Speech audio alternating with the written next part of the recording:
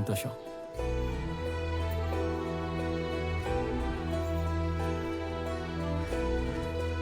రండి రండి రండి. నమస్కారం. నమస్కారం. ఇటండి, ఇలా కూర్చో.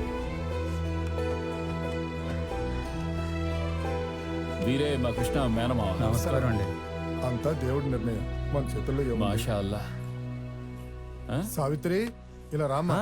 తన్నెందుకు ఇబ్బంది పెడతారు? రోజు కలుస్తూనే ఉన్నాగా. నువ్వేం కంగారు పడరా, సంప్రదాయం మేమంతా చూడాలి కదా. చూస్తాం.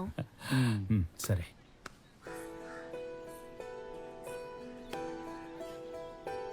నువ్వు వెళ్ళమ్మా.